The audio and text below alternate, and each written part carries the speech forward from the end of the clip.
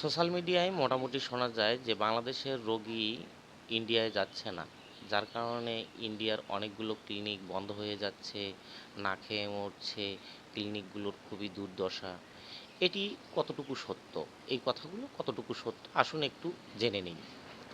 বাংলাদেশ থেকে প্রত্যেক বছর 4.5 থেকে 5 লক্ষ লোক মেডিকেল ভিসা নিয়ে ইন্ডিয়ায় গিয়ে থাকে। এটি পরিসংখ্যান থেকে জানা যায়। 4.5 লক্ষ থেকে 5 লক্ষ। যেমন আপনার 2023 সালে গিয়েছিলেন 4,99,000 সামথিং, আর 2024 সালে গিয়েছিলেন 4,82,000 সামথিং। তো ধরুন 4,80,000 লোক প্রত্যেক বছর ইন্ডিয়াতে মেডিকেল ভিসায় যায়। প্রত্যেক মাসে রোগী যায় তাহলে আপনার গড়ে 40,000 থেকে 42,000, একটু বেশি করেই ধরলাম 42,000। তার মানে প্রত্যেক মাসে বাংলাদেশ থেকে রোগী পায় ইন্ডিয়া 40,000 থেকে 42,000 প্রত্যেক মাসে। সেটা এখন জানার বিষয় হচ্ছে বাংলাদেশের লোকেরা কোন কোন এলাকায় গিয়ে বেশি চিকিৎসা করায়, বা সাধারণত কোন কোন শহরগুলোতে গিয়ে চিকিৎসা করান। বিভিন্ন সুবিধা অসুবিধা এগুলো বিবেচনা করে বাংলাদেশের জনগণ মেডিকেল ভিসা নিয়ে ইন্ডিয়ায় যায় বেশিরভাগ কলকাতায়। কারণ কলকাতায় ভাষাগত সুবিধা রয়েছে, তারপর কালচারগত সুবিধা রয়েছে। এছাড়া কলকাতার চিকিৎসাও ভালো, আবার যোগাযোগ ব্যবস্থাও ভালো, খাবারের সুবিধা রয়েছে। কলকাতার পাশাপাশি আর কয়েকটি শহরে বাঙালিরা যায় বা বাংলাদেশিরা যায়, সেটা হচ্ছে দিল্লি, বেঙ্গালুরু, চেন্নাই, মুম্বাই, হায়দ্রাবাদ, ভেলুর, এসব। সাধারণত এই 7টি শহরেই বাংলাদেশের লোকেরা গিয়ে চিকিৎসা করান। এখন প্রশ্ন আসে, এই 7টি শহরে মোটামুটি কতগুলো ক্লিনিকে সাধারণত বাঙালিরা চিকিৎসা নিয়ে থাকে, বা বাঙালিরা চিকিৎসা যে করান যেসব ক্লিনিকে, সেই ক্লিনিকগুলোর পরিমাণ কত?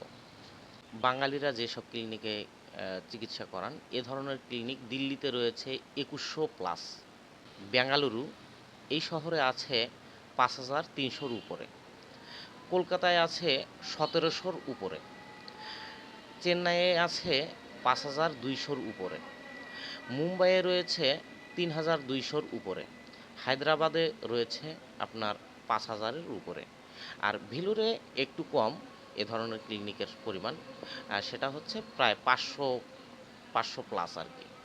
এই শহরগুলোতে যে ক্লিনিক রয়েছে, এই ক্লিনিকগুলোর হিসেব করলে আমরা পাই প্রায় 23,000 ক্লিনিকের মতো, 23,000-এর উপরে। তাহলে মাসে যদি 40,000 থেকে 42,000 রোগী ইন্ডিয়ায় গিয়ে চিকিৎসা করে থাকে, তাহলে এই 7টি শহরের প্রত্যেকটা ক্লিনিকের ভাগে কতটা করে রোগী পড়ে? মাসে রোগী পড়ে মাত্র 1.5 থেকে 2 জন। প্রত্যেক মাসে যেসব রোগী এই ক্লিনিকগুলোতে চিকিৎসা নিয়ে থাকে, তার মধ্যে থেকে যদি 1.5 থেকে 2 জন রোগী প্রত্যেক মাসে না যায়, তাহলে কি ক্লিনিকগুলোর অবস্থা খুবই খারাপ হবে, বা ক্লিনিকগুলো বন্ধ হয়ে যাওয়ার মতো হবে, বা ডাক্তাররা একদমই রোগী পাবেন না? একটি ক্লিনিকে মাসে 1.5 থেকে 2 জন রোগী, এটা কিন্তু খুব একটা বড় অঙ্ক নয়।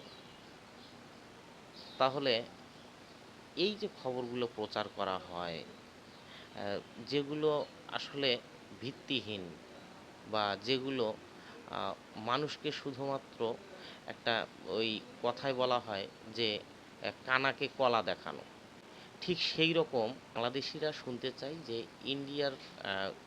ইন্ডিয়ার সরকার বা ইন্ডিয়ার জনগণ আমাদের বাংলাদেশিদের কারণে বা আমাদের বাংলাদেশিদের অভাবে তারা না খেয়ে মরছে। আর এই কারণেই কিন্তু মূলত এই সোশ্যাল মিডিয়াতে এ ধরনের খবরগুলো প্রচার করা হয়। আর আমরা বাংলাদেশিরা খবর শোনার পরে খুব একটা যাচাইও করি না, যার কারণে আমরা শুনে একটু মজা পাই। কিন্তু এই যে মিথ্যা খবরগুলো প্রচার করা হয়, এই মিথ্যা খবরগুলো প্রচার করে লাভ কাদের? লাভ হচ্ছে এই সোশ্যাল মিডিয়াগুলোর।